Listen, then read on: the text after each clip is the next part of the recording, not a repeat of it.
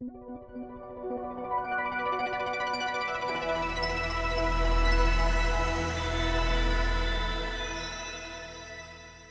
for the kind introduction.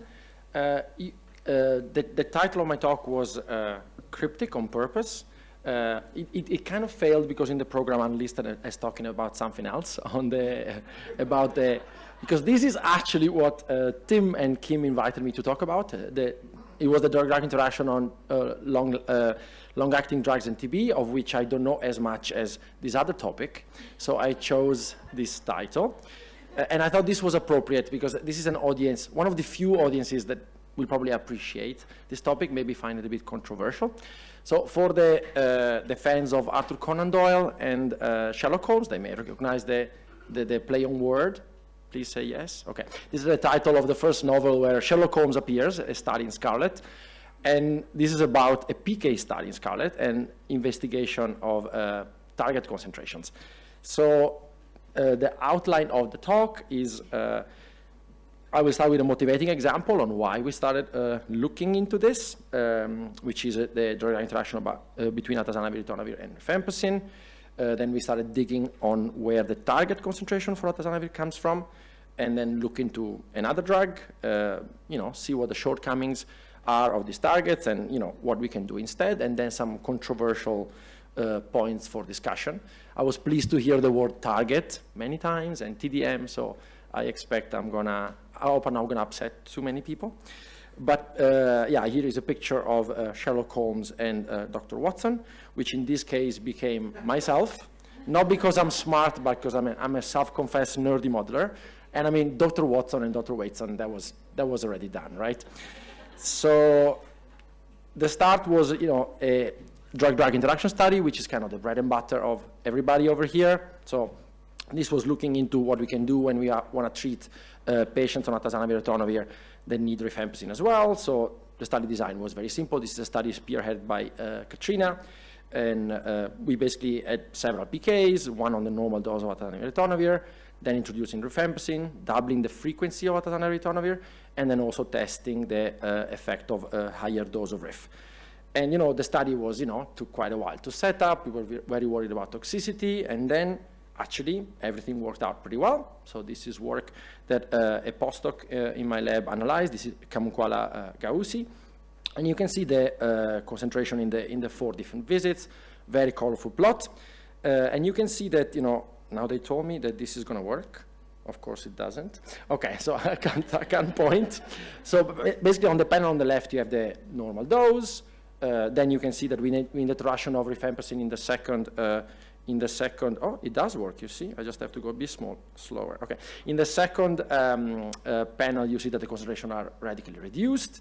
In the third panel, you have the doubling of the frequency, and you can see that the concentrations sort of fall back in line. The C min is, which is C12 as opposed to C24, because we double the frequency, is about in line with the concentration we expect. And actually with high dose RIF, the concentrations are they look still okay.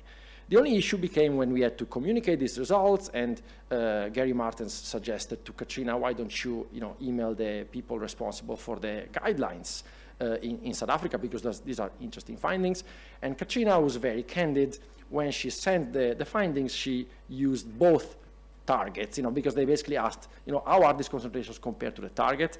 And there are several targets for atazanavir, and one that is very die-hard is this minimum, the sort of clinical target of 0.15. And you can see that our C-min concentrations are kind of flirting with that target. You can see that even on the, on the first panel, in fact, there's a patient below, and on the right-hand side, there's just, 1 or 2 patients. And if one uses that target, a very picky person may actually be tempted to say, are you sure everybody's going to achieve concentrations? So we started embarking on our quest for finding out where this target comes from, and this is our investigation. So the investigation started with a paper by Marta, because that's the one Say recommended, that there was one of the first sources of the target, which of course refers another paper. This is the concentration 150 nanograms per milliliter, reference number 11. Let's find it. This is Laporte, so these are the TDM guidelines, so it's a summary for all drugs. we found this one easily, and then you read through it. There is a little blurb about, what was found, and there is another reference to another paper, number 11, again, maybe there's a pattern. We looked into this one, and this one was a tricky one, because this one was actually an abstract, funny enough, of the International Workshop on Clinical Pharmacology of HIV Therapy, because COVID and Hep C were not there back then, and in 2005, and this one was very, very difficult to find. But luckily, we went to our collaborator at Liverpool Yard, where Inspector Say keeps an archive. This is the picture for dramatization purposes, but it probably looks similar, because Say probably has every printed copy of every conference proceeding. It's just amazing. Like, you just tell him, he finds it, scans it, and there you have it. This was amazing. But the plot thickens. First of all, this was from the previous version, the 2004. So I don't know what happened to 2005, say. Anyway, we found it, and we read the whole abstract, and there was no mention of the 150. So there we are. We have at a dead hand, and we don't quite know what to do, and we nearly gave up until Sherlock's little sister, also known as Kamunkwala Holmes, the PhD student analyzing the data, found attached to somebody's ResearchGate a poster. And there we are. Lo and behold, one of the most violently color-coded posters that Croy has ever seen. And zooming in, we found, the part that was really interesting to us. And so what is this target based on? So these were 38 patients. They were from the early atazanavir access program in Italy, and they were receiving this dose. They were observed for 12 weeks, and I think there were 2 trough concentrations and 2 viral loads. And of note, this early access program is for people that were, failing a previous regimen, so maybe with issues of adherence. So not easy patients. And what they found is that with an ROC curve, they found this cutoff of 150, and then when they did a t-test and all of that, they found that this was a target. And, in their defense, they proposed this, and the last point, further research is required because, this is the first data available, but, it is 38 patients after all. Oh, well, let me count, 20 years, so 18 years later, this is still the law of the land based on these 38 patients. And this is despite other studies. This was another study in 2013 where they recruited 200 patients. These were ART naive on different regimen, but these were followed up several times. There were several C-troughs and viral loads over 48 weeks. And what they found here is that actually across all the C-mean intervals, well, everybody did remarkably well. And there was a slight correlation between the average C-trough, because these were multiple C-troughs averaged together. They actually found that there was a bit of a relationship, but they found that even, this was a logistic model, they found that even at 30 nanograms per milliliter, the percentage of people that achieved, it's not really suppression, but achieved significant decrease in viral load was 77%. And this is actually not too dissimilar from the protein-adjusted EC50, which is about 14. So what does this matter? Well, if you ask Katrina, it definitely does, because look at these 3 lines.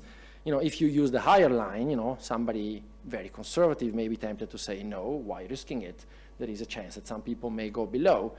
Whereas if you look at the lower targets below, people will be like, whatever, I'm sure this is fine, don't worry about it.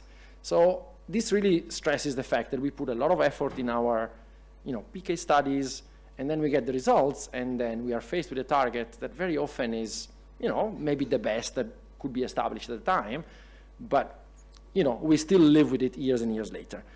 So the question is this, case exceptional? And I guess, in the audience, we know very well that this is not the case, because for many other drugs, lots of the targets do come from not very solid evidence. But I'm going to look more specifically at the dolutegravir clinical target, which is this, I made a typo there, see, another more fake news, is the 0.3 milligrams per liter. So I've had discussion here with lots of people on where this 0.3 comes from, and they gave me actually different opinions. But the one that I found most frequently, the paper that I found most frequently referenced about this target is this paper where they tested 3 different doses of dolutegravir, 10, 25, and 50. And as you can see in the chart, every single arm did very well. In fact, I don't know if it's just the plot, but it actually looks like the 10 milligram people did slightly better than the other ones. And the only measurement of PK in the paper was this little table in 15 patients. And the C-tau in the lowest dose, the geometric mean, was 0.3. And that magically became the target. And this is a geometric mean in the lowest arm, but every single arm in the study actually did fine.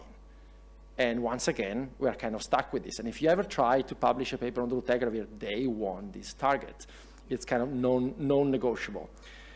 And this is despite the fact that a previous study, where they tried even lower doses, 2 milligrams, showed that actually there was quite some decent activity. This was also in monotherapy, and you can see, how nicely these curves go down. Then you stop treatment, and the concentration start growing back up. And of note, at least I noticed as a nerd, if you look at that curve over there, the viral suppression remains after the treatment has been discontinued in the higher dose arm, because there is a tail of concentration that probably remains above the target. So in this paper, they did do a PK/PD analysis. Of note, for extra drama, the original plot in the paper had the wrong scale. So this is on an erratum. So the concentrations were wrong. But this is the erratum. And you can see that they developed an Emacs model, and they regressed AUC, Cmax, and Cmin, and they found that Cmin was slightly better, but they did admit that everybody got a once daily regimen, and you can't really differentiate between these 3. But in any case, they found an IC50 of 0036, which is also quite close to the protein-adjusted IC90 of 0064. So these numbers are actually not too different from what you would get in vitro. Does it matter? Well, once again, it looks like it does. So this is a study that has been shown before. Gary Martens led the study, and he was very happy. I sent him a snapshot when this was one of the highlights of the year. He made his day. So what they did here, they basically did not double the dose of dolutegravir when giving it with rifampicin, and surprise, surprise, everybody did fine. There was no difference between the two groups.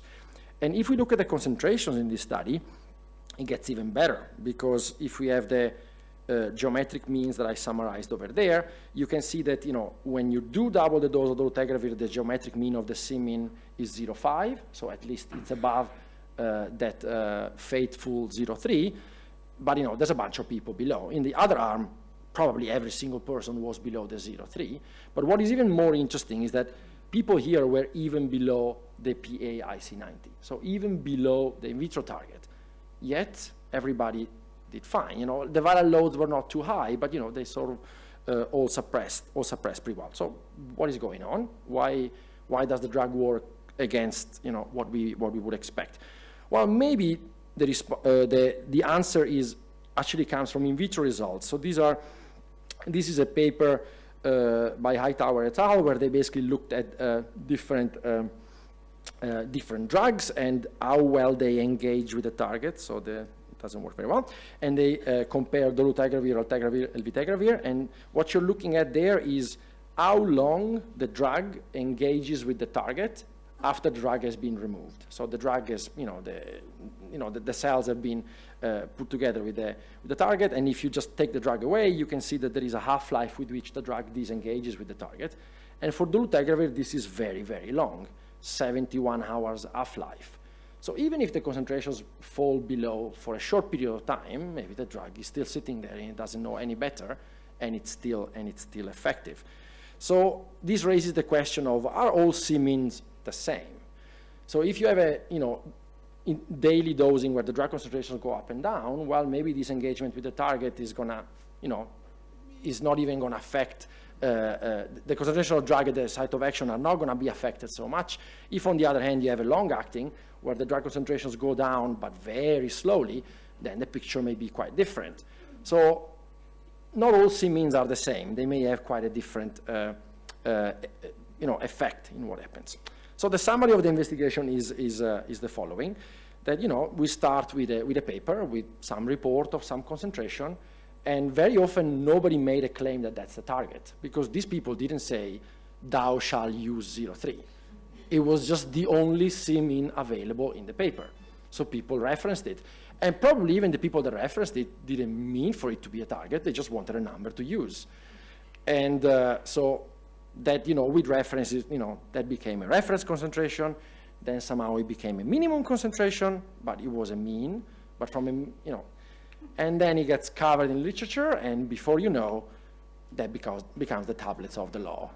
And thou shalt not question them.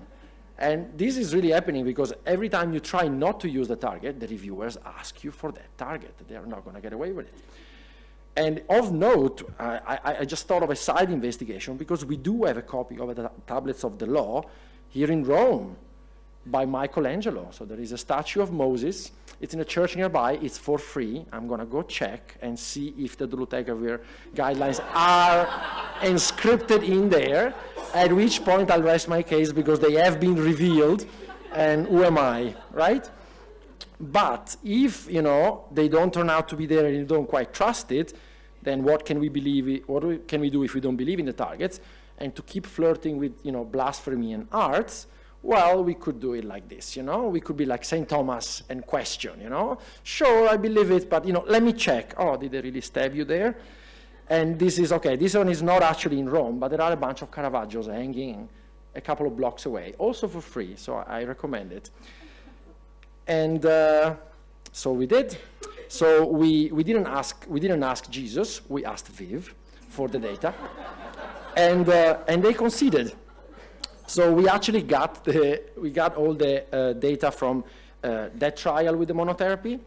And as you can see, it's very beautiful data. We have all the concentrations, like, nice profiles on day 1, on day 10. You can check the accumulation. There are profiles in between. And we have the different, gosh, okay, I'm going to give up. And there are the different viral loads in the different arms.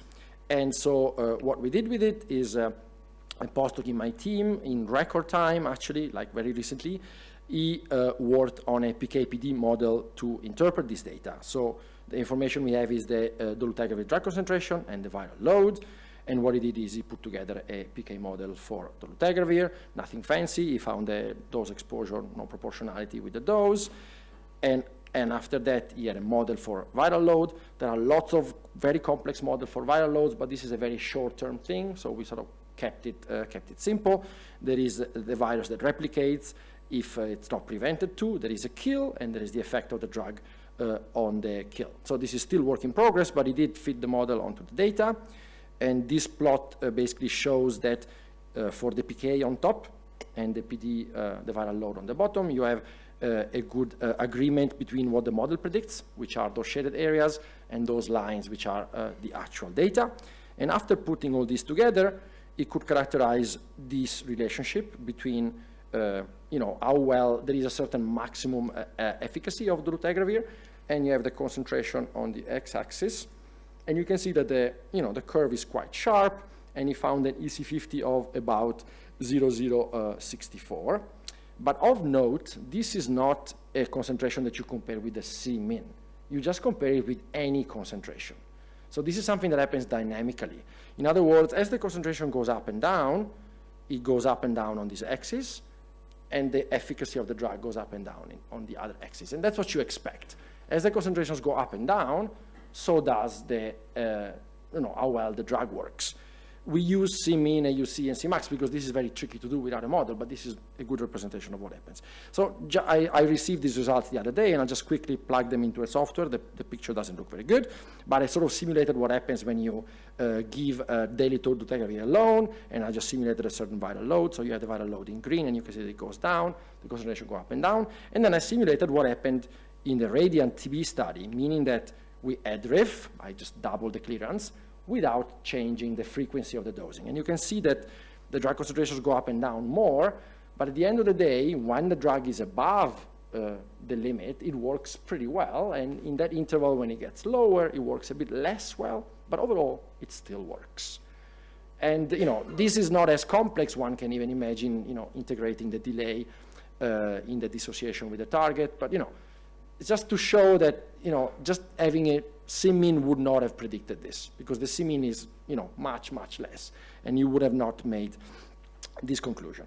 So I guess some final points, and I'm going to step on toes, and people in TDM are not going to be pleased, but I mean, we're all on the same side, we all want the same thing. I'm just saying that when you choose a PK target, this has very, very important consequences.